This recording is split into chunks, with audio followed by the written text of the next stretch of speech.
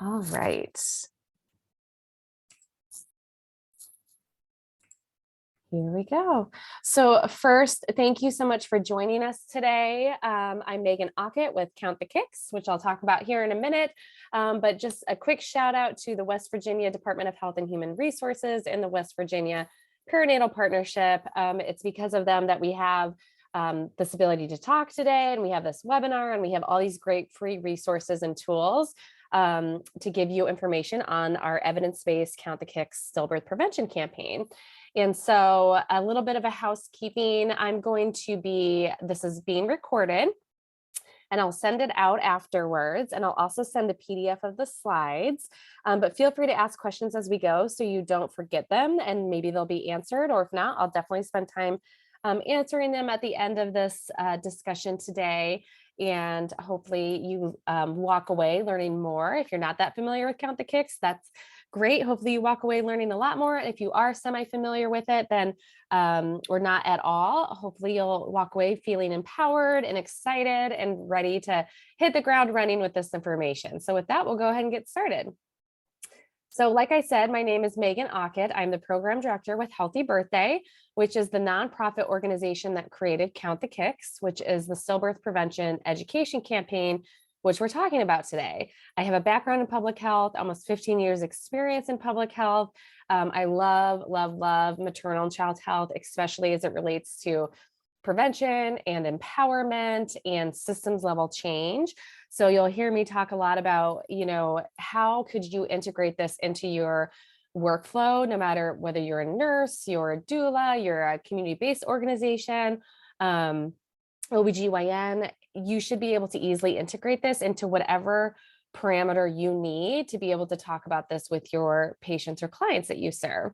Feel free to contact me with additional questions or thoughts that you have afterwards. I love hearing from you because you are our boots on the ground. This is one of my favorite things to do at the organization, is to talk to those that are truly implementing this and that are talking to their expectant parents about this.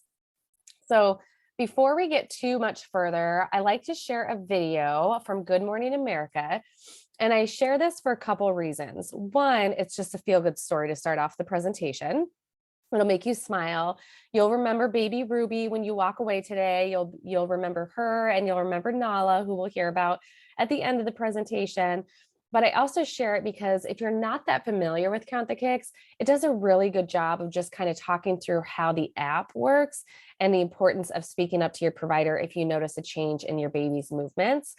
And I also share it because I think it's a really good way of that storytelling aspect. This is what you're going to remember. So anytime you have a chance to share these types of stories that we have available on our website, on our YouTube channel, you should definitely share them with the expectant parents you serve. That mom to mom storytelling is really, really impactful.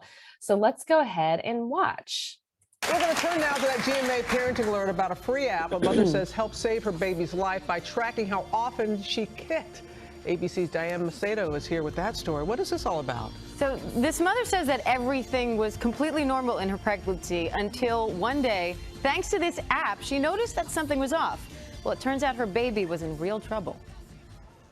For Emily and Jeremy Ecoff and 2-year-old Liam, Oh, nice. life with their new baby Ruby is extra precious. We have a healthy baby girl, and we could have had a burial instead. Ruby is lucky to be alive, and her mom says that's largely thanks to an app. The free app called Count the Kicks aims to prevent stillborn deaths by helping moms record their baby's movements.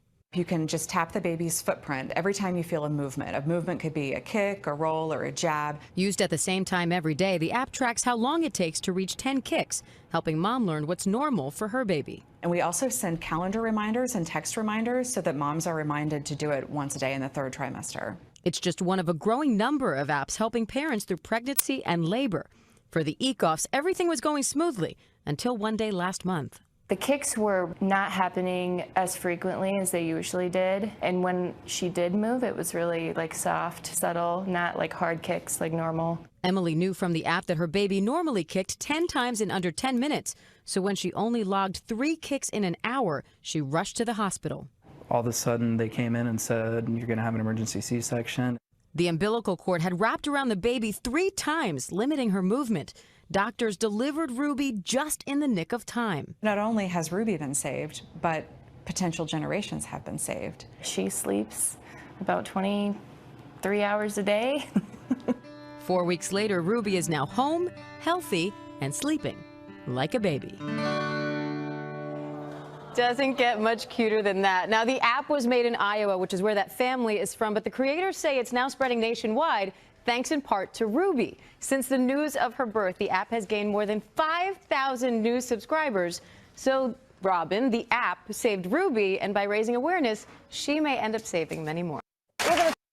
So like I said, it's just a feel-good story. I love that little baby stretch at the end, but it does do a really good job of explaining the app.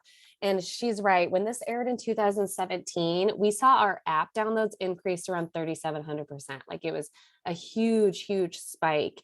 And so we know the importance of that mom-to-mom storytelling. So like she said, we were founded and we're based in Iowa, but we're a national organization. Count the Kicks is a highly effective evidence-based stillbirth prevention campaign where we developed an early warning system for expectant parents. We are currently saving 1 in 3 at-risk babies in Iowa from preventable stillbirth. And I'll talk about that number here coming up.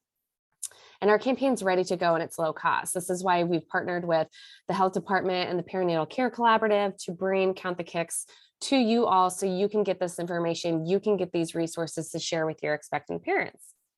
So before I go much further, I just like to make sure we're all on the same page when it comes to terminology. And I'm sure with all of you knowing where you're working and what you're doing, that you do know this information. But just to confirm, what we're talking about today is a stillbirth, which is the loss of a baby after 20 weeks of pregnancy. And it's further classified as either early, late, or term. And on average, we're losing 23,500 babies every year to stillbirth in the United States. Miscarriage is usually defined as loss of a baby before the 20th week of pregnancy, and infant mortality is death of an infant before his or her first birthday. On average, we lose around 22,000 infants every year to infant mortality in the United States, or die every year. So what I want you to take away from this slide is the fact that we're losing just as many babies to stillbirth as we are to infant mortality, yet nobody's talking about it. We talk so much about the importance of SIDS prevention and lying your baby on its back during sleep and no blankets. And that's not to underscore the importance of those prevention techniques and how it really has improved the infant mortality rate, which I know is still high. I mean, 22,000 infants die every year. But what it is to shine a light on the fact that we are not talking about stillbirth like we're talking about infant mortality and that. And we want to get to a point where we're talking about fetal movement monitoring and stillbirth prevention, just like we're talking about SIDS and back to sleep campaign and things like that. So that's what we want to do today, is give you the tools and resources to be able to easily talk about stillbirth and stillbirth prevention with the expectant parents you serve. So I talked about the fact that we're losing around 23,500 babies every year in the United States to stillbirth.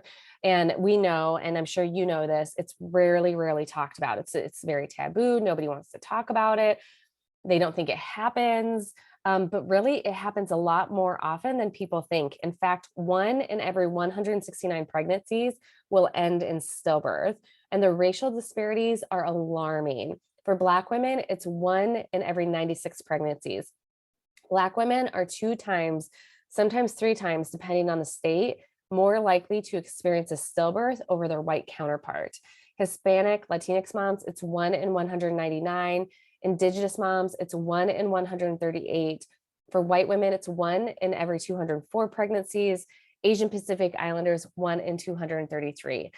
Families are 10 times more likely to lose a baby to stillbirth than to SIDS. So if we break that 23,500 down, that's 65 babies a day, or a busload of children per day. Alarming, right? So if we look at West Virginia in particular, because that's where you all live, the stillbirth rate for you all is 5.42 per 1,000 live births. So for every 1,000 births, 5, almost 6 of those births will be stillbirths. That means you're losing around 102 babies every year to stillbirth. And so if you look at that chart there, you can see West Virginia is the red line. So you're slightly below, and for the most part, the US average, which is good. But what we want to do is we want to get you even further down that. We want to get you closer to the Iowa rate, or even past the Iowa rate, where we've seen a 32% reduction in the number of stillbirths since the inception of the Count the Kicks campaign. So if you implement Count the Kicks, just like we've done here in Iowa, which is what we're doing right now, we're giving you these tools and resources. We have the potential to save 33 babies every year on average with this campaign. So I keep talking about that 1 in 3 or that 32%. And what does that exactly mean? So like I said, we were founded in Iowa by 5 Central Iowa women, and I'll talk about them in just a minute. But we were founded actually in 2008. From 2008 to 2018, we saw a 32% reduction in the number of stillbirths here in Iowa. We've talked to public health officials, we've talked to others, and found that there really was nothing else going on that would have made such an impact on the stillbirth rate other than the inception of the Count the Kicks campaign. And that's what public health officials have said. And so in the first 5 years of the campaign, we saw about a 39% reduction in the number of stillbirths among African-American women. So this type of trend, that dashed line, that's what we want to see happen in West Virginia. It's really, really important to pay attention to that trend line. So those 3 to 5 year averages, because we know there's outliers out there, like things like a syphilis outbreak or a pandemic can greatly impact the stillbirth rate per that year. So really paying attention to the trend overall and that work that's being done over the years, that makes the impact. And that's what we want to do. They're baby steps, but they're big steps, right? So you heard me talk a couple times about the disparities that exist and why are there such large disparities. I think it's really important to take a moment to really talk this through and talk through what we're doing to address and reduce these disparities and things that you can do as well. So I don't think this comes as a surprise to anybody, but it's very important that we talk about it. So researchers point to the following as causes of these disparities. Some of the causes: systemic racism, that toxic stress. Research shows that years of being treated unequally and or unfairly, essentially being an African-American woman in a systemically unjust society and everything that comes with it has led to real and pervasive health issues for Black women. So weathering, epigenetics, predisposition to certain conditions that may lead to stillbirth, like gestational diabetes, preeclampsia, high blood pressure, all are linked to maternal stress. Experts say Black women are less likely than other races to receive early treatment for these conditions, access to healthcare, socioeconomic barriers. But what's really important to note is that research shows education is not a determining factor. A college-educated Black woman is still more likely to lose her baby than a high school educated white woman. So what are we doing to reduce these disparities that exist and persist? And what could you do? Well, we work within marginalized communities. We're working outside typical healthcare settings. We've done faith-based initiatives. We've done beauty salon initiatives. We've held focus groups and community conversations, really elevating voices of color. And you can do the exact same thing. We have an app in 14 languages and culturally appropriate educational material. We have a health equity coordinator and director that we're looking at hiring. We've had some on staff. We have contract workers. We're always looking for funding opportunities to reduce racial disparities that persist in stillbirth. We're an inclusive organization with 100% board and staff trained on anti-oppression and structural racism. We're improving programming based on lived experiences of women of color. And we have videos and printed educational materials and FAQs in multiple languages. We know, and I'm sure you know this, how important representation is, especially in the health community where there's not a lot of representation. So what can we do to make people feel better and more comfortable and have trusted resources than ensure that we have representation in our materials? So before we dive too much further into the app and how to implement it, I do want to take a couple minutes to just talk about the research and evidence behind Count the Kicks. It's always one of my top questions, so I just like to address it head on. And so again, this is a research and evidence-based campaign. When I say that, what I mean is there was one study in particular that really started the campaign. So back in 2008, like I said, was founded by 5 Central Iowa women who all experienced stillbirth or infant loss in the early 2000s. And at the time of their loss, at the early 2000s, they did not know each other. They got connected through pastors and friends. And as they started meeting and kind of grieving together and talking through this and realizing that here they all sat with relatively the same story and were told that this doesn't happen often, but that seemed odd since they all had the same story. And excuse me, it does happen more often than people think. Started them thinking about what could they do to ensure that nobody has to go through what they have gone through. And so fast forward, long story short, one of the things that they did, they were presenting at a public health conference on stillbirth about this stillbirth registry that they had created with CDC. And while they were there, they heard some researchers out of Norway talk about a study that they did where when they educated expectant parents on the importance of tracking fetal movement in the 3rd trimester of pregnancy, among this cohort of pregnant women in the study, what happened was there was a 30% reduction in the number of stillbirths among this cohort. Just by teaching them on the importance of tracking fetal movement in the 3rd trimester and how to speak up to their provider if they notice a change. And so some of the founders hearing this thought, wow, that's amazing. Like kit counting has been around for a long time, but not the tools and resources to one, for those working with expectant parents to have resources and tools to talk about stillbirth and stillbirth prevention, but 2, the tools and resources for parents to understand the importance of tracking fetal movement, but also to track fetal movement was not created. So that's what they did. They came back to Iowa. They worked with Iowa Department of Public Health and a local marketing company. They looked at other research other than just this one. There's a whole slew out there. We have a whole evidence page dedicated to it if you're interested in reading those pieces. But they came back to Iowa and said, you know, we're going to do this. If we can just save one baby by educating on this, like that will be amazing. And here we are close to 15 years later with a 32% reduction in the number of stillbirths, hundreds of baby saves that we know about, and expanding into all these states. So, and what's really great is the founders are still involved. They're still part of the board. They still participate in meetings. It's really great and wonderful that the memory lives on of their daughters that they lost because of this. And so one of the researchers from that Norway study, Dr. Ruth Fritz, who is also part of our medical advisory board, has stated that tracking fetal movement is a non-invasive way for expectant parents to monitor their baby's health in the 3rd trimester of pregnancy. Babies can be saved when expectant parents are educated on getting to know their baby's normal movement pattern starting at 28 weeks and to speak up if they notice a change. And that's what I really want you to take away. I'm going to talk about it a couple times where I'm going to say that normal movement pattern, and that's really important. And we'll find out here in a minute. We are also named a best practice by the Association of Maternal Child Health Programs, if you're familiar with that organization.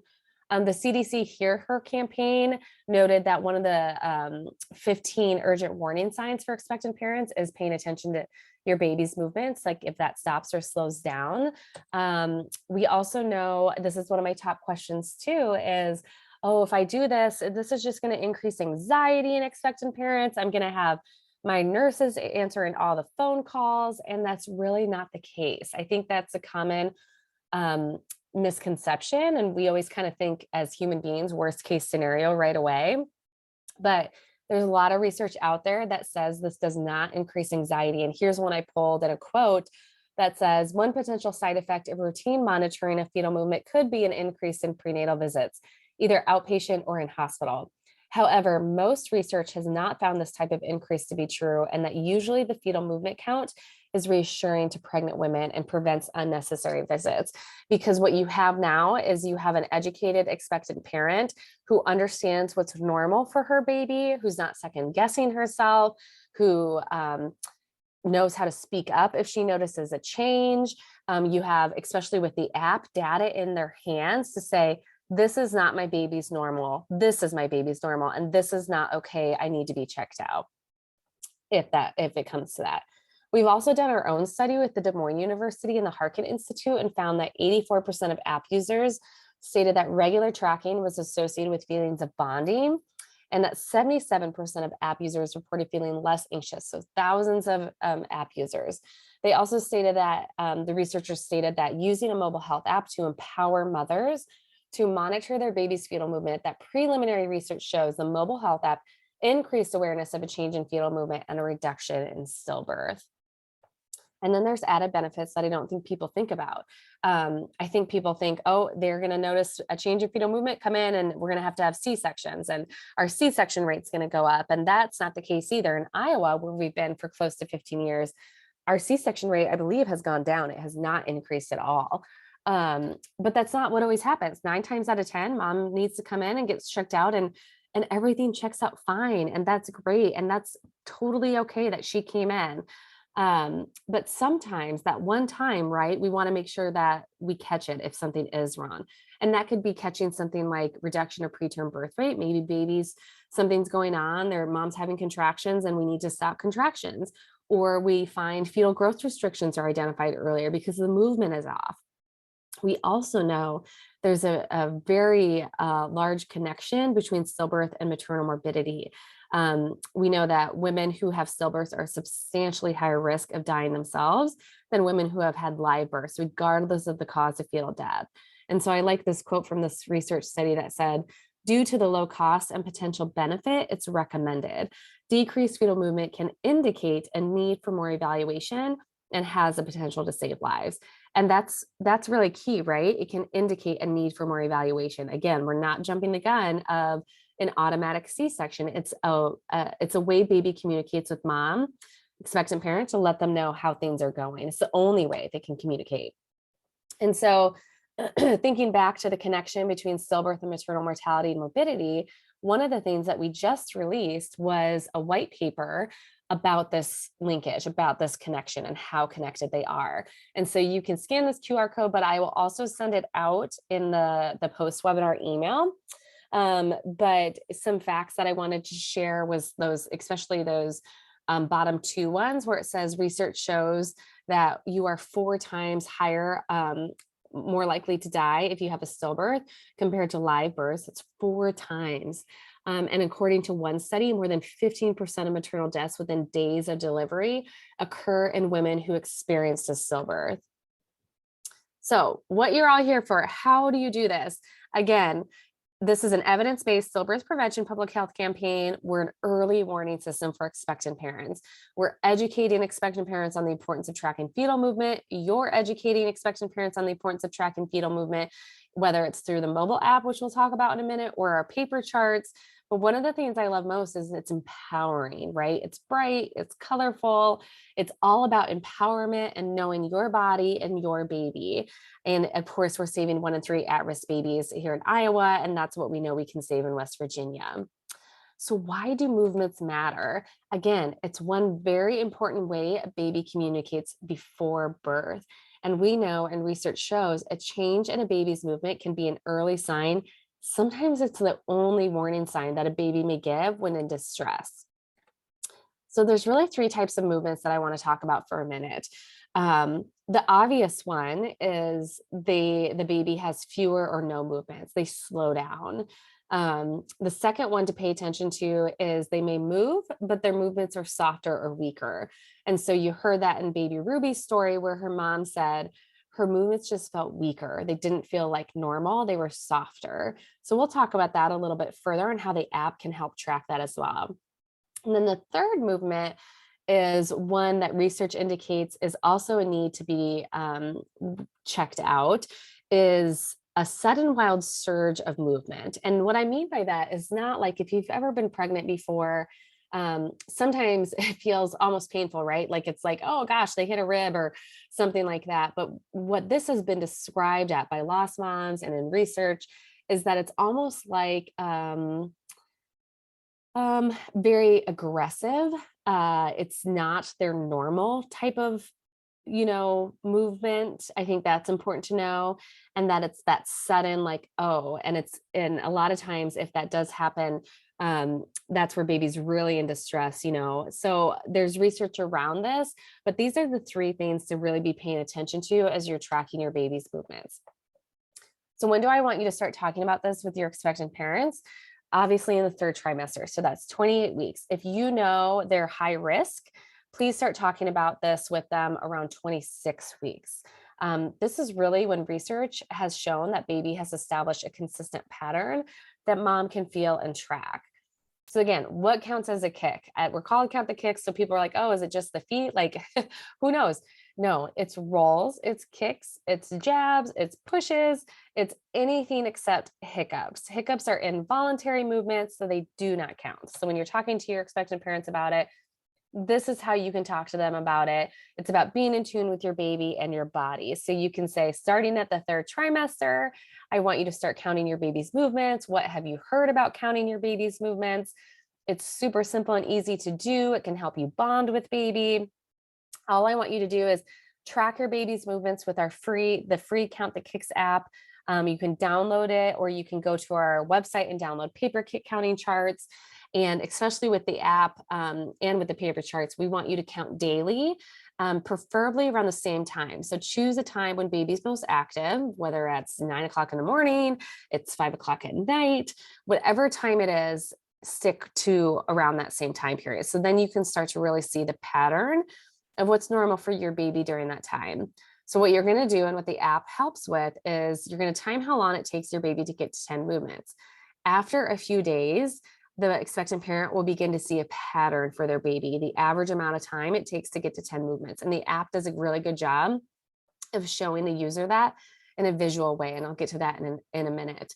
And then we want them to continue tracking every single day. It's imperative that you tell them you want them to track daily. That's how they're going to understand what's normal for their baby and get that pattern.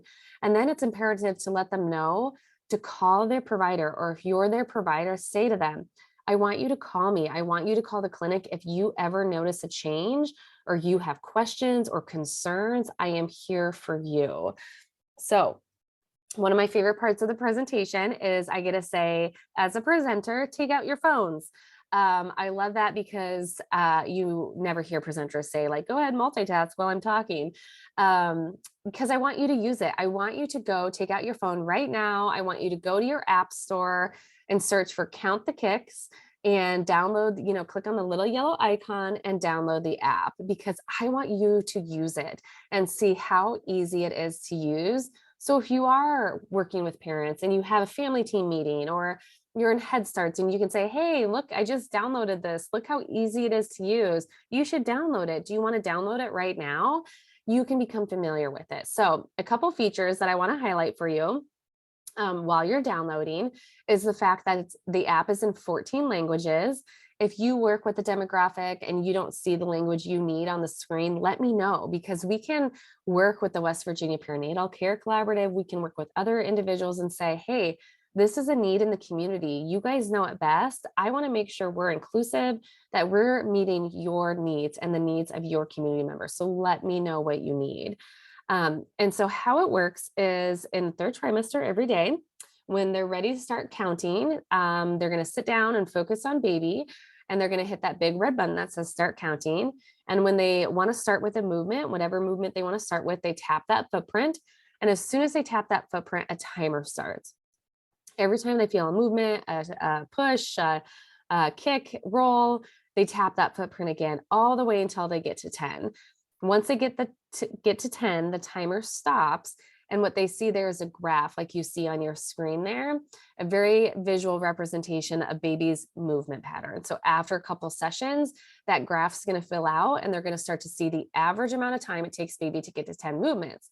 So in this case, for this baby, it looks like it takes around 15 minutes and 24 seconds, anywhere between 15 and 17 minutes. So I know that's my baby's normal. So if one day I'm counting and it takes, I don't know, an hour and 15 minutes, what's going to happen to that graph is you're going to see that graph spike. It's going to shoot up, which is going to indicate to me as the user to say, that's not my baby's normal movement pattern. My baby's normal is around 15 minutes.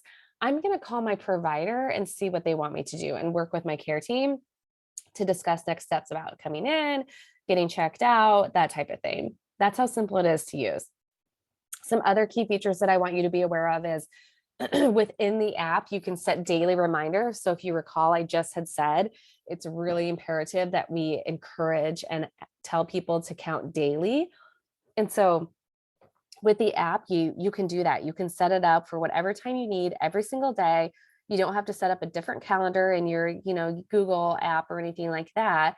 And what the app does is then it sends push notifications to say like, oh, it's time to count your little kicker, fun little things like that.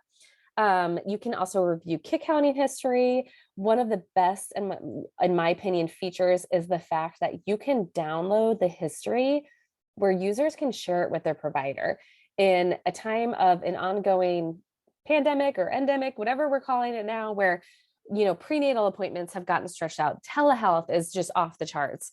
The opportunity and ability to download how baby's been moving, to share with your provider or to share with your intake or your Head Start, or whoever you want to share with, significant others, is huge. Like they could print it and bring it to their next appointment.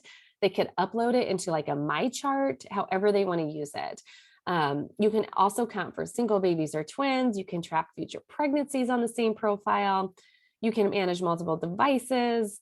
And it's available on Apple smartwatches too. So you could be laying in bed and you get a little notification on your watch that it says, hey, it's time to count.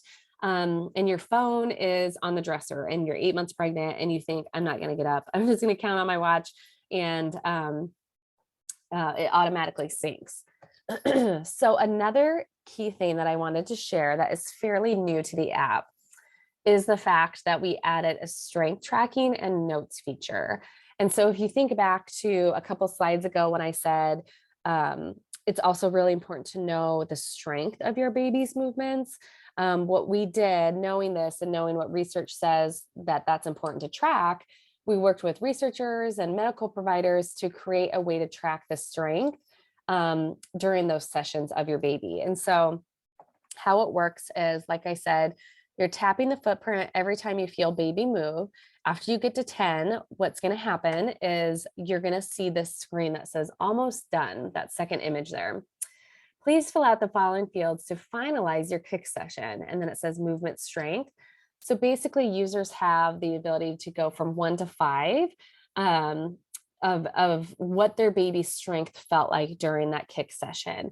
So 1 being the movements were very light, they were fluttery, all the way to fierce.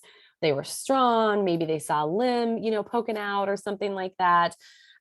What's really important about this is the fact that it relatively stays around the same amount of strength and doesn't decrease, right? Think back to what baby Ruby's mom said, where she said, again, her movements just felt softer or weaker. So you can see what happens is you get a bar graph for strength and you get a line graph for movement time. And so that very last graph there that you can see, for an example, you can see obviously the top graph shot up, meaning it took a lot longer for that baby to get to 10 movements than normal based on the previous sessions. And also the strength decreased. And so I'm not saying that these two have to correlate. They probably most likely will, but what I'm saying is the graph is very visual and does a really good job of showing the user of what's going on with baby and the average amount of time and strength. So this is something that I would walk through with your expectant parents on the importance of this. I would have them maybe do, they could do a practice run through and then they could go delete that so it doesn't mess with their average. But this is why I want you to download it, because I want you to become familiar with it. And then there's the notes function where they kind of can treat that as like a mini diary where they can add things they did throughout the day. Maybe they wanted to set a reminder, to share something with their provider, or they can leave it blank. It's totally up to them. Some other great features of the app that I wanted to share that are fairly new is that we also added videos to the app. So not all of our videos are on here, just a couple of them. You can go to our YouTube channel to see more, but these are the ones that it's like how to use the app, why we infuse equity in all that we do. So this would be great when you're working with your expectant parents to say, hey, you're in your 3rd trimester, download this app, watch these videos, and then let's talk about how to use it. And what questions do you have? So just another great feature within the app that they can use.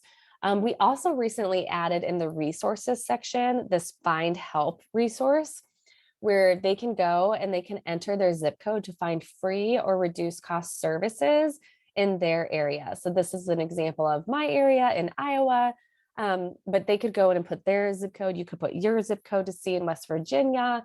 And this is kind of like an ongoing database. So if there's resources you know about that are free or reduced cost that you don't see on here, you can send them my way and I can send them to the organization to make sure they're inputted.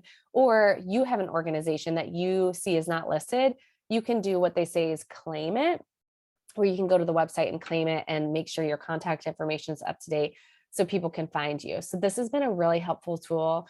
I just pulled a report not too long ago for Iowa because I was looking at something and found that 70% of people that were using this were searching for housing assistance. So then obviously we don't focus on that. But then what I could do is I went back to the state health department and the housing authority and said, hey, what else do we need to be doing to make sure these people can find housing assistance? That's what we can do. In West Virginia, we can pull reports and say, gosh, you have a lot of people searching for food assistance.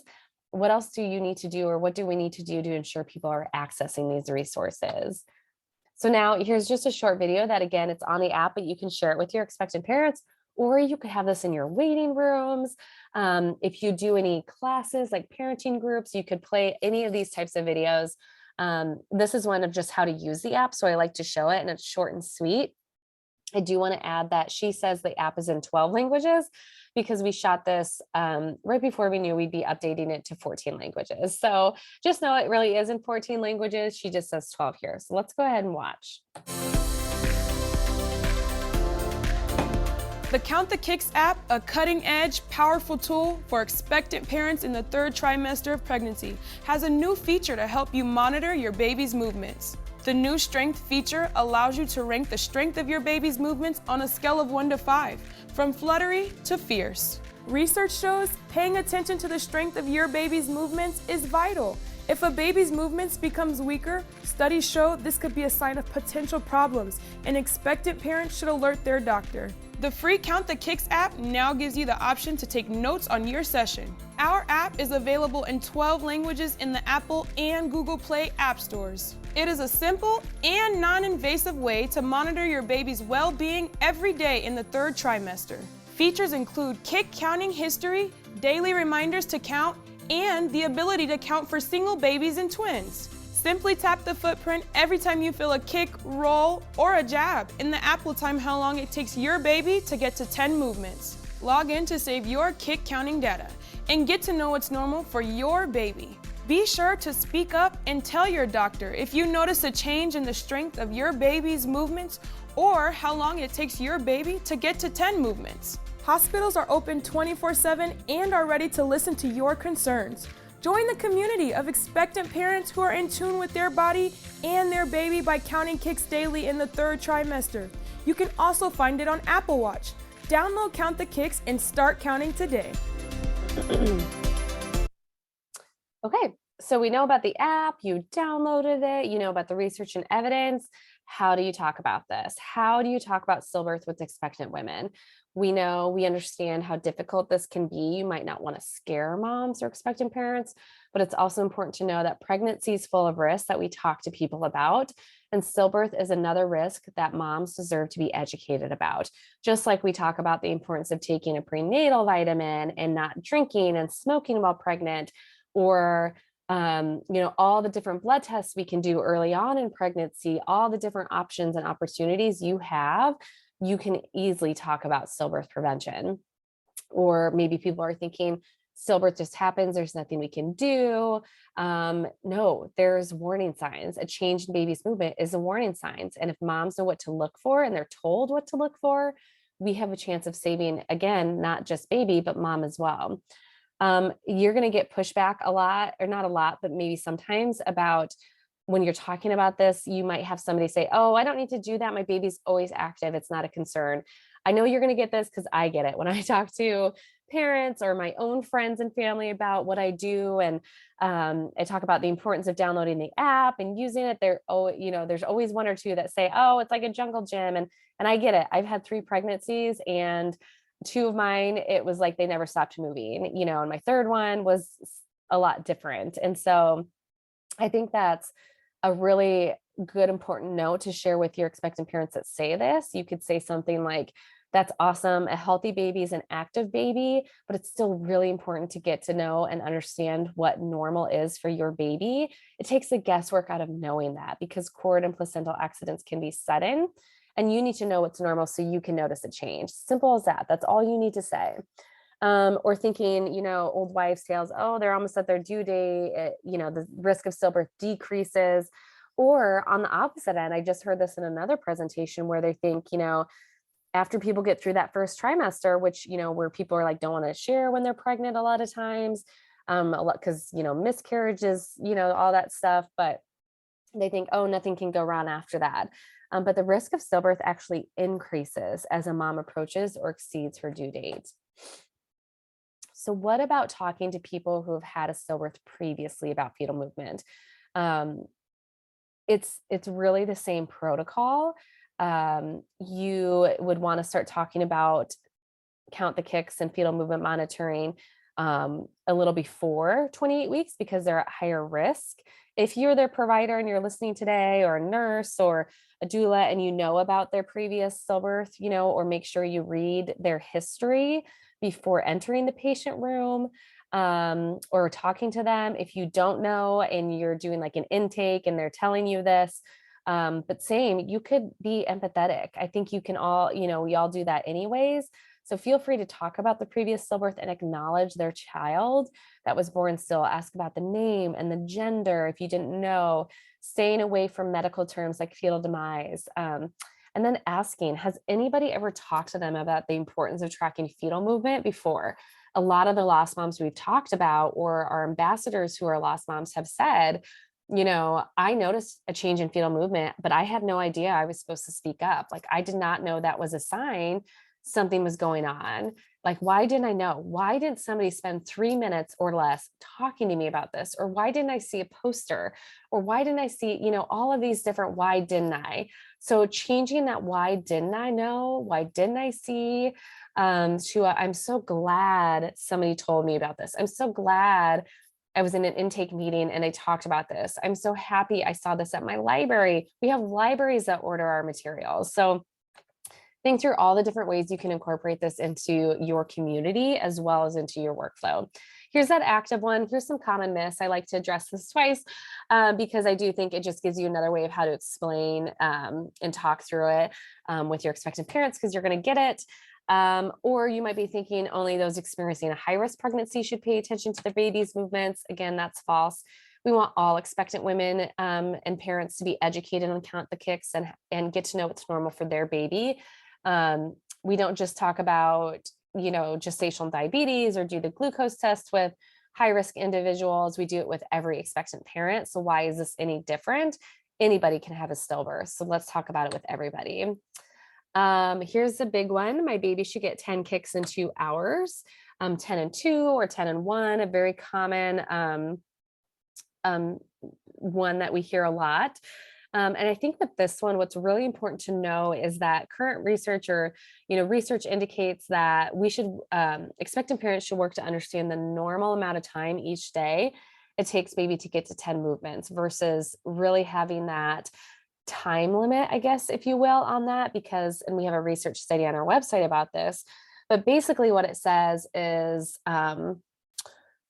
when we have that time limit, or that 2 hours or that 1 hour, what we're doing is we're focused on that. So like right now you're focused on, this is a 60-minute presentation. We have about 15 minutes left, right? So that's what you're focused on. When I'm counting and I hear 10 and 2, and let's say I've been counting and, you know, I know my baby's normal is 15 minutes or 20 minutes. That's what it's been for 3 weeks now. And one day I'm counting and it ends up being like an hour and 47 minutes, for example, or an hour and 30 minutes, or an hour. I think to myself, well, that's okay, because I still got it within 2 hours. But really, that's not my baby's normal, right? My baby's normal is around like 15, 20 minutes, not an hour and 47 minutes, not an hour and a half. That's not my baby's normal. So again, there's research on this, but that's basically what it says, is we want to get to know what's normal for our baby and to speak up. A Doppler device, I know there's apps out there, but unless they're, under the guidance of a healthcare provider, and even then, when healthcare providers, if you go in with a change in fetal movement, it's not like the healthcare providers only doing a Doppler device to check the heartbeat. They're doing other things because they know, and we know, that a change of baby's heartbeat is one of the last things to occur when a baby's in distress, whereas a change in fetal movement is sometimes one of the only warning signs. Here's another common one. You should drink cold water, or, drink something sugary, or eat a Snickers bar, or I've even heard of people going in for NSTs, non-stress tests, for lack of fetal movement, and being told to like jump around, do jumping jacks. And so what research shows is that kick counts are best monitored without interventions like those things, because if baby's not moving like normal, why are we trying to force baby to move? If they're not already moving like normal, parents should speak up to their provider right away. It's just like when you and I are sick. When we're sick, we're not jumping around, we're not drinking Mountain Dew or eating Snickers bars, we're laying there, we're conserving energy. Same with baby in utero. If something's going on with baby in utero to change my normal movements, whether it's low amniotic fluid, an infection, a cord issue, my movements change, whether it's because they got tangled, because I'm conserving energy, whatever the reason, my movements change. So why are we trying to force baby to move? Babies kick less than near the end of pregnancy. The types of movements just change. It might be more of those jabs, less of those body rolls, right? But we know this, and this, baby should move up to and even during labor. And again, if you're monitoring your baby's movements at the same time each day, it should take about the same amount of time each day to get to 10 movements. If I have any labor and delivery nurses on here, or you guys have access to labor and delivery, or your birthing centers, labor and delivery triage is the perfect place to have this information. I think people automatically think, oh, we don't need it because then they have to stay here longer, or they get checked in or registered or whatever.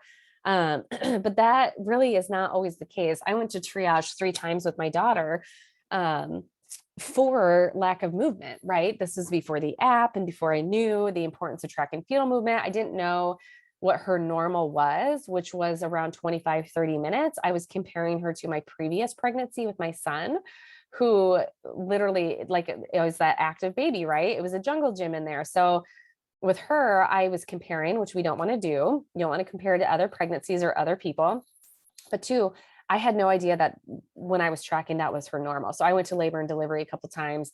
How amazing would it have been, after I got checked out, baby was fine. She's now 7 and wonderful. But how amazing would it have been as when I go there and get, do through all the tests that I need to do, everything's fine. But when I get discharged to go home, if I'm told, hey, have you heard about this? And, we'll talk through, we have some different ways to do this. We have posters and brochures and after visit summary forms that you can integrate. And then dental care, I think there's always a misconception that expectant parents should avoid dental care, but that's always important. And so anytime you have an opportunity to talk to your expectant parents about the importance of going to the dentist throughout their pregnancy is important and good. So again, just to reiterate, we want you to stress the importance of knowing their baby's normal and speaking up if there's a change. If you are not their provider, or even if you are their provider or you're their clinic or your nurse, does the expectant parent know who to call when she has a change in movement or for any concern, right? If, West Virginia, I know has very rural areas, just like Iowa. So again, if you're working in a rural area where the maternity center is, 45, 50 minutes away, and you have somebody that goes to like a family physician or a family clinic for prenatal care, they can't wait for the next day to, have that clinic open up to see how baby's going. They need to get on the road and need to get to their nearest birthing center if they have concerns. If it's after hours, they should not hesitate. And that's what you want to stress to your moms, right? Like, their provider is there for them. That's what their job is for, and that's what they do. So go call them, go visit them when in doubt. You can send a brochure home, an app card. We'll talk about all the great resources. And then using questions and statements like, tell me about your baby's movements. How is it going? Can you show me your graph? What questions do you have? So other ways to integrate, I don't know what you all do, but depending on your work, whether you're a Healthy Start or a WIC clinic, there's a lot of different ways you can integrate this, whether, maybe it's an intake plan and you ask questions about birth plans, or, are they currently pregnant? Yes or no? And if they say yes, could there be a follow-up question that says, how many weeks are you? And maybe they're 14 weeks, and you can make a note that says, I'm going to talk to them in a couple months about Count the Kicks. How do you integrate this? I would love to spend more time with you, and, reach out to me if you want to talk through different ways and how it works in your office or your location. There's several different ways we can make this easy, because what I want most importantly is for you to not have to think about this. This is not a hard thing to talk about. It's easy. It can take 2 to 3 minutes, but it's even easier if you already integrate it into what you're doing. Could you have a phone recording? Like, clinics have phone recordings all the time. That would be a great time to have Count the Kicks information. If I have anybody on with a clinic or a hospital setting, happy to talk to you more about this in your EMR and EHRs.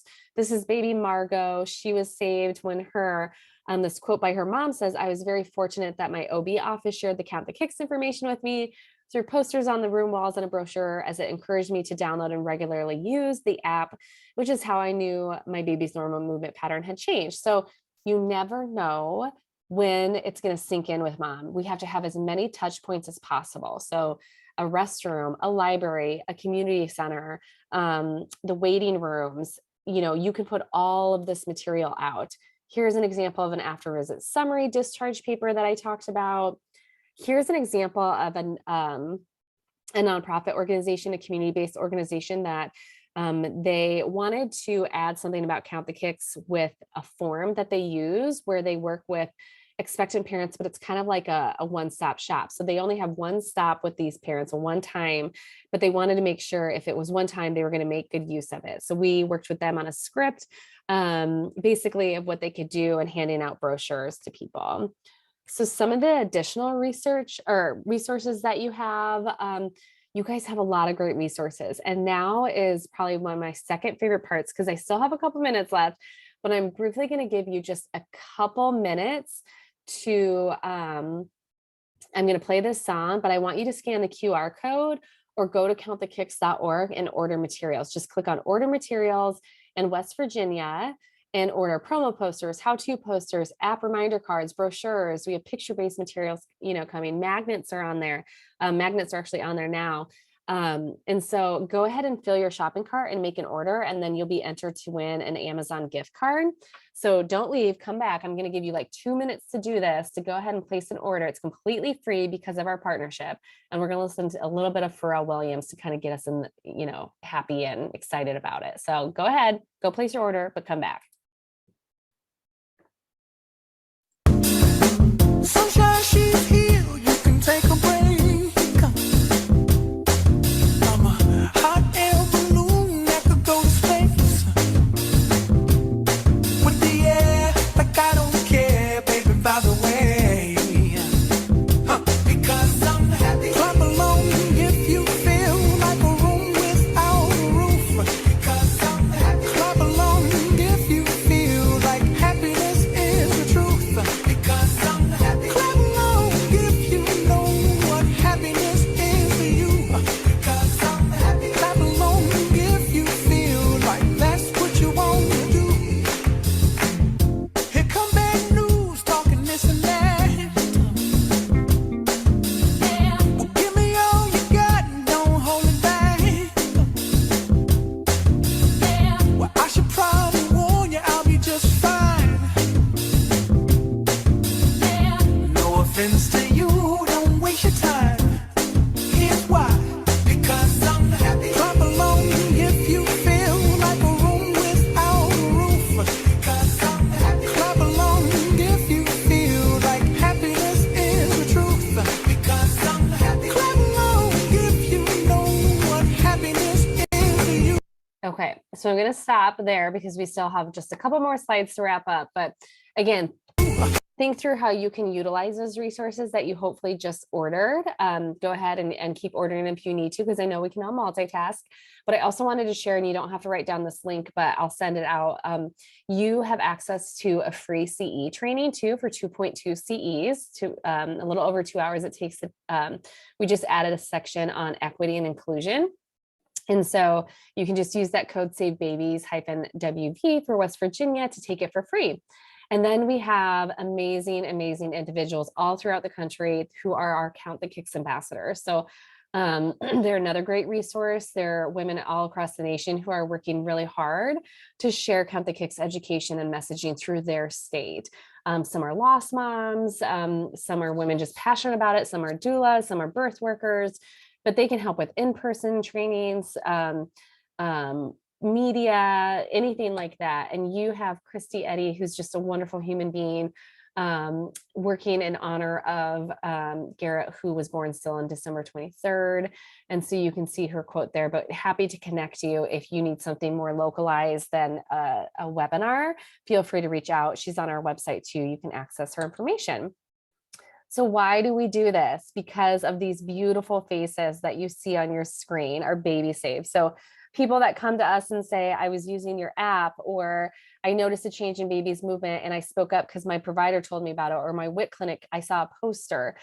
Those are what we call our baby saves. We have close to 100 that we know about, and we know there's hundreds more out there. And so we do this work so we can save more babies just like Nala. She came back in after she had me put on the monitor and stuff, and she's like, we're just gonna take her. And I'm like, what? And she's like, you know, her heart rate is dropping every time you have a contraction. I was already scared, you know, because I was a high-risk pregnancy. Well, I basically learned from the doctor's office, the little yellow sign that was right there. Once she started moving, I was very alert with her movements, you know. That was what I lived for, just because I wanted her to, you know, her to make it and survive. When she started moving, she moved, and she was consistent. It was always at a certain time. Nala was a kicker. When she started kicking, she was kicking. And this day, she wasn't moving at all. I started drinking cold water. I mean, I was drinking so much, my stomach was hurting to make her move. And she didn't move at all for me at all that time. So I'm just like, okay, I'm gonna get her checked out. It was the heart rate that was dropping. Like they said, her heart rate would drop real low every time I would have a contraction, and they were like back to back. She thought that it would save the baby, so she pulled her out. She was like, it's a good thing you came when you did, you know what I'm saying? Because if you wouldn't have, you know, we probably wouldn't be having the same outcome.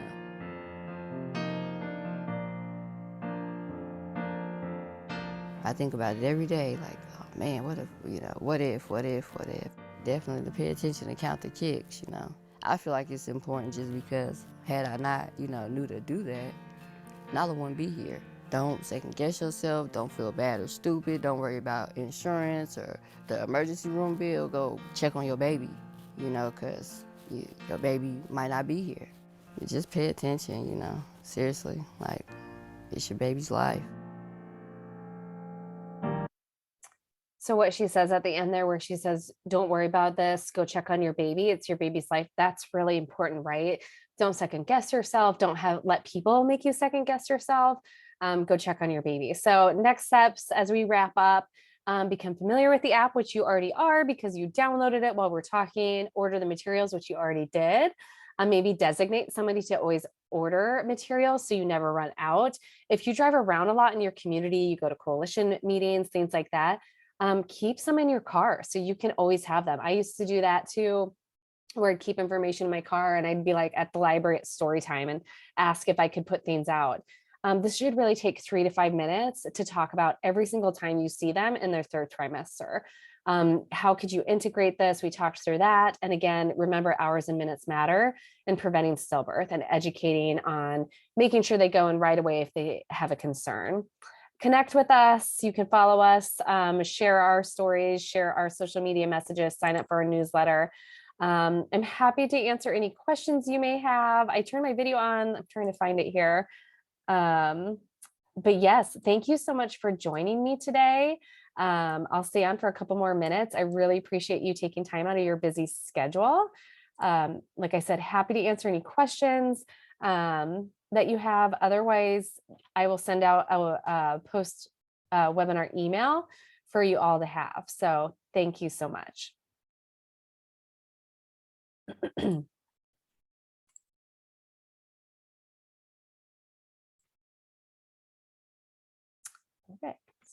Not really seeing any questions.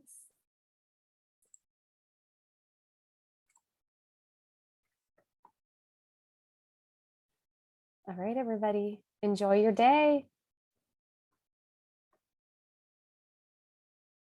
Oh, one chat. Thanks, Libby.